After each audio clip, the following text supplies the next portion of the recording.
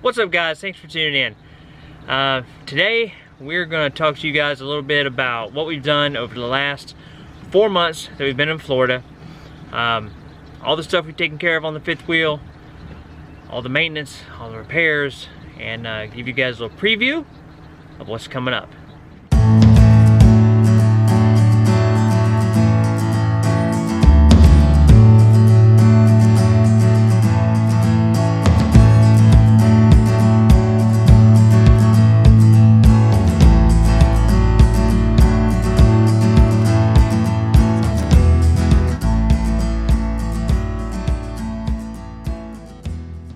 So we actually got back into Florida about 3 weeks earlier than we. So the first thing we did was had to repair our front landing gear jack. If you guys saw that video, you'll know that that thing just failed out of the blue. It took us about an hour and a half or so to get set up. Yeah. When that jack decided to quit, and we ended up getting set up on a floor jack and some jack stands, and really quite a makeshift, rickety looking setup. But like we said in the video, it wasn't quite as bad as it looked. You can see what I kind of did here was I did a little makeshift deal to get us by. There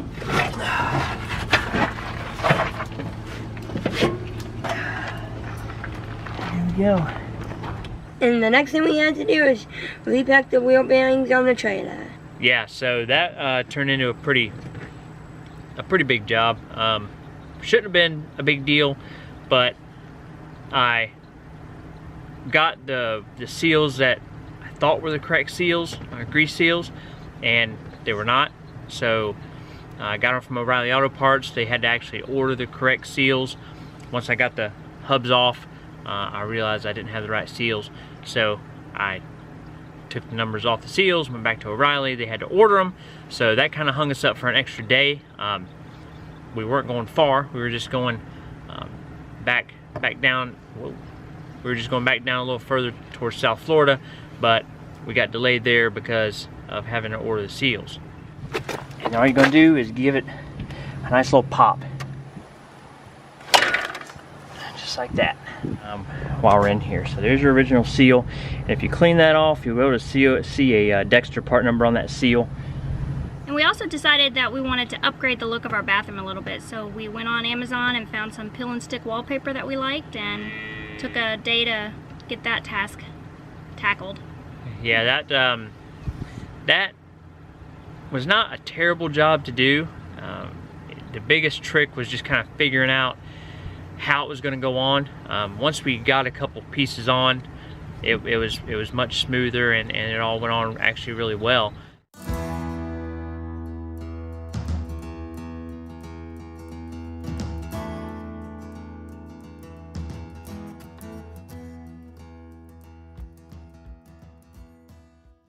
All right, so we're about 90% of the way through the project, and man, this stuff was a little tough to get the hang of working with, but you can see the results behind us. I mean, we're really happy with it. It looks very nice in here now.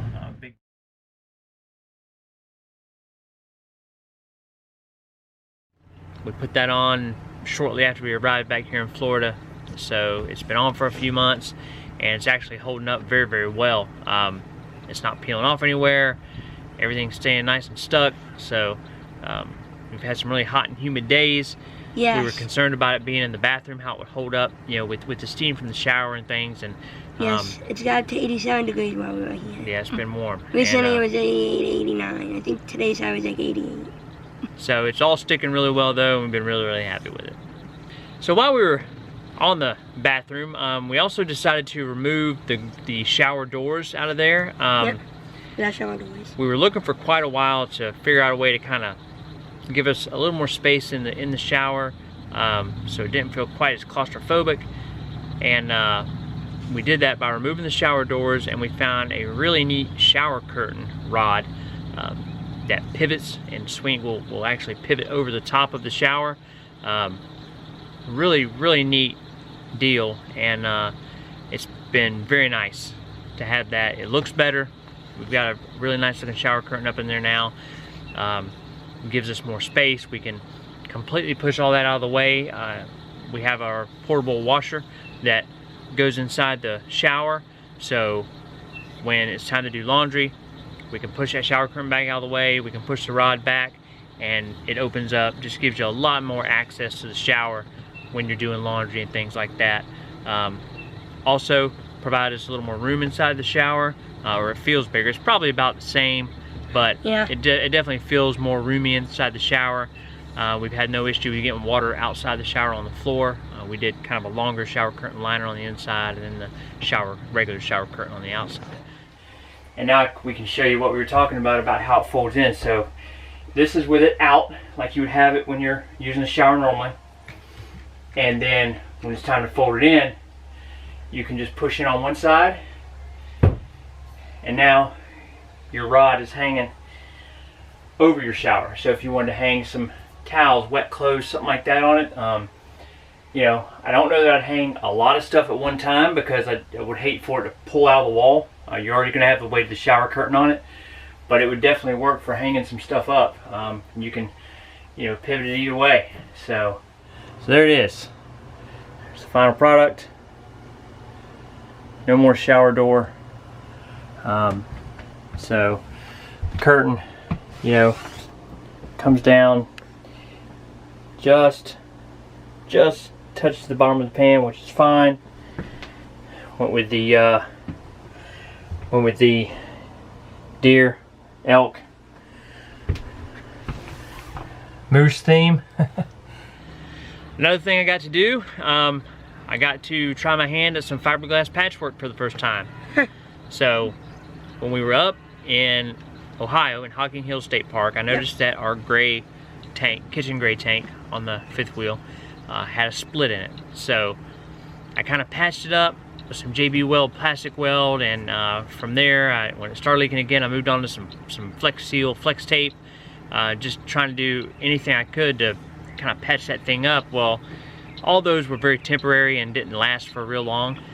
So through some research, I found out that you can actually use fiberglass on the ABS plastic tanks, and it works really well. So we picked up some supplies, some resin, some fiberglass cloth, and you know, I went under there and I did my first patch, and man, it looked bad. It looked really bad. It also didn't quite work, didn't quite patch the hole up.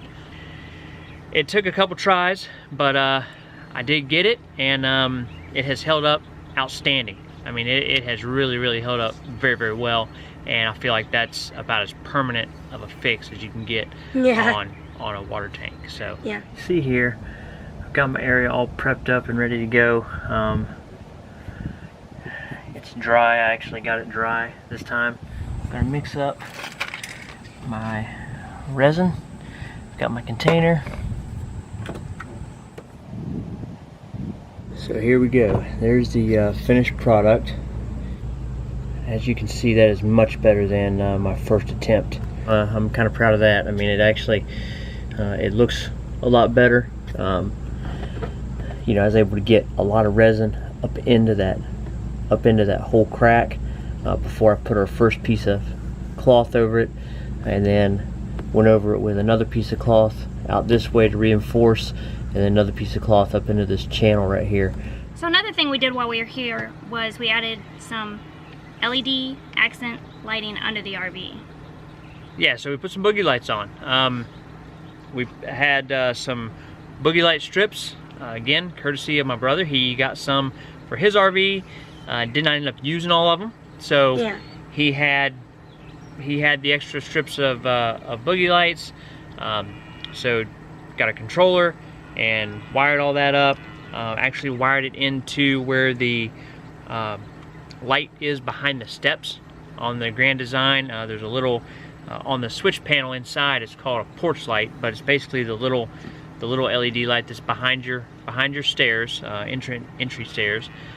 Took that out, had 12-volt power right there, so we hooked the controller right there, and then put the lights on underneath the frame, and it's been pretty neat. It's been pretty neat. We've enjoyed having those on there.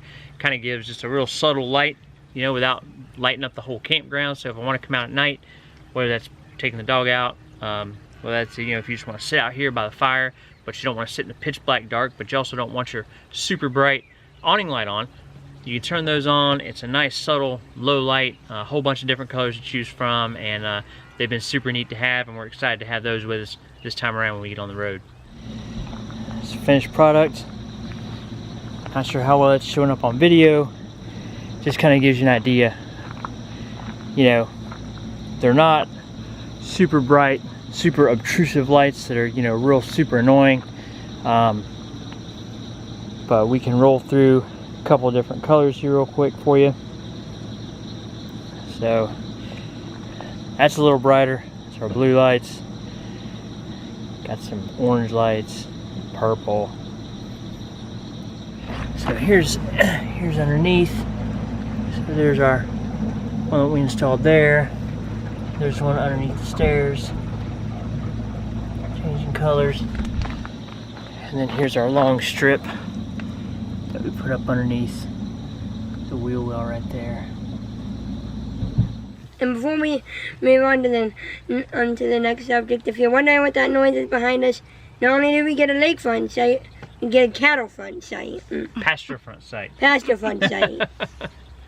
But what I was really excited to get done, and definitely was my bed frame.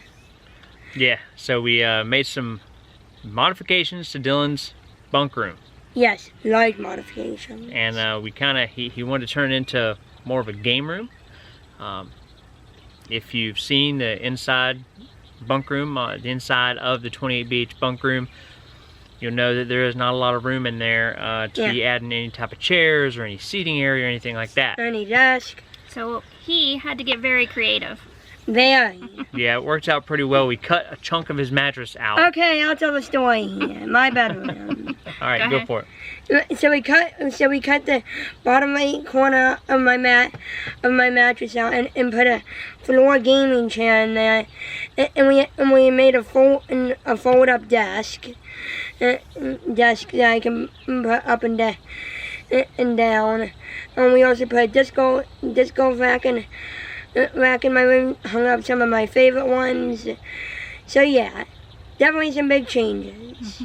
Yeah, it turned out really well. It turned out exactly kind of what I had envisioned in my mind. I mean, you know, a lot of times when you do a project, whether that's around a house or in an RV, you know, sometimes you'll have an idea in your head of what it's going to look like when it's done, or how it's going to work. And in my experience anyway, rarely does it ever turn out the way you envision it. Yeah, you did really good on this one. But in this situation, it turned out very well. It's exactly what I had in mind when we started cutting things out and taking the closet out, and I'm glad it did, because I'm not sure how we would have salvaged it if it didn't work the way we were thinking. It was pretty much an all or nothing type deal once you start cutting mattresses up and taking out closets and everything else. So very happy with the way it turned out. So I'm glad Dylan likes it, and now he's got a game room. Probably the only 28BH with a game room. Yeah, so he's got an area to do his schoolwork in there, and just an area to kind of have to himself other than just sitting on his bed, and he really is enjoying it so far. Yep. Yes. And it's about to be gone. It's about to come out.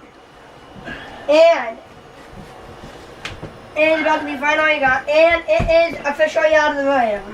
Got this mattress cut. Our block removed. As far as the functionality of the desk, I really like it. Super happy with it. He's all set.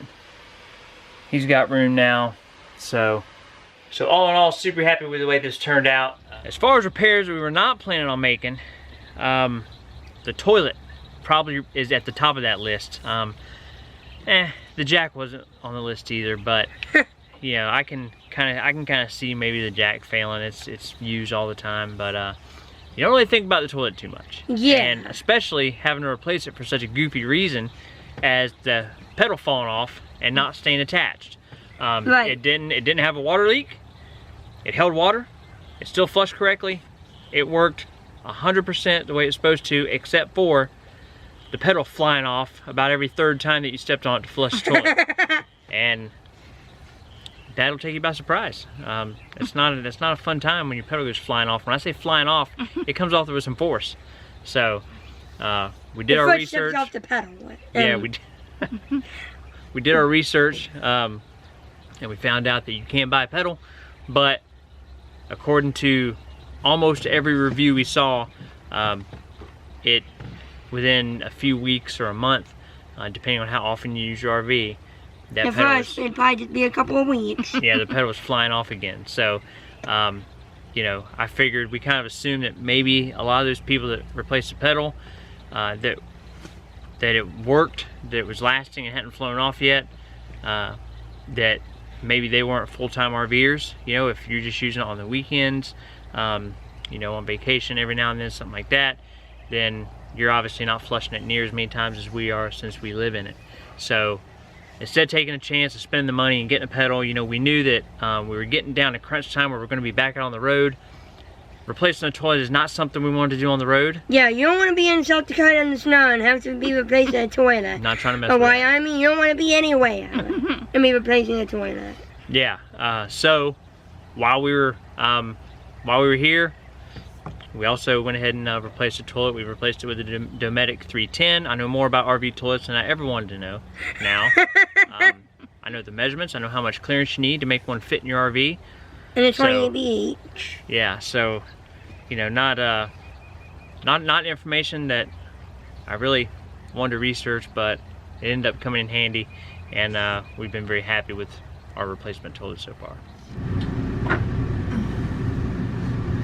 So now we're going to just cover that hole up so nothing accidentally drops down there. The 310 and the 320 are available on Amazon. Kind of crazy. You can buy a toilet on Amazon, which you can. But the Amazon descriptions were very helpful. It had all the measurements. And one of the last projects that we had to wrap up while we were here, another one that we didn't plan on doing, was replacing the wheels on our portable waste tank. So we have the Camco Rhino waste tank, portable waste tank. I noticed when I unloaded it out of the back of the truck when we were getting set up here that the wheel was all floppy loose on it. We just used it when we were at Kissimmee Prairie Preserve State Park, so thank goodness that it didn't fall off when I was taking the thing down to the dump station, because it was a bit of a drive from that would have been messy. Yeah, a bit of a drive from where we were at back up to the dump station. And I would have got to saw that firsthand. I was watching in the back. And it was a pretty bumpy dirt road. That's probably what took it out completely, I guess. But it wasn't loose and about to fall off when I used it there. We got here, unloaded out of the truck, and I noticed that the wheel was extremely loose. And it's about to come flying off. Yeah, there's no way that it would have made it down to the dump station. We were about to have a one-wheel gray tank. So obviously, you're going to have a tremendous mess on your hands if that thing falls off and you drag it behind the truck and drag a hole in the bottom of it before you realize that your wheel has fallen off. And so, you know, I mean, it's 28 gallons, so when it's full, you're not going to move it. You're not going to pick it up and try to stop it from leaking. I mean, you're going to stand there and watch all your wastewater. If you're lucky, it'll just be gray water. But if you're lucky, it's not black tank water. On the flip side, it could be black water that is spewing out everywhere. That'd be bad. That would be probably beyond embarrassing to drag a hole through your, you know, in the bottom of your portable tank. We've actually seen somebody driving and water was coming out of their tank. Yeah, we've seen some people driving where it was kind of sloshing out, but we've never seen anyone drag it behind the truck until it wore a hole through it, and then had to watch all their wastewater spill all over the place. That'd be not a fun time. That'd be a bad day. So we replaced it, replaced the wheels with some solid core rubber hand truck tires. So don't have to worry about airing them up, but they are big rubber wheels, so they're very, very heavy duty. The bearings are rated for 750 pounds, so more than enough to carry the weight of that gray tank behind the truck. bearing's just completely worn out. And then, not on this one, but when I was kind of checking it out, see what was going on with it, I noticed on this other wheel that it's starting to crack around the hub. So you can see the cracks there. So this needs to be addressed. So now with everything tight, you can see that really this can't go left and right with the nut, the washer. It's not going to allow that really to slide any. All right, there we go. I'm really glad that we got that taken care of. We did have a comment on YouTube saying that Camco offers a free wheel replacement kit if your wheels go bad like that.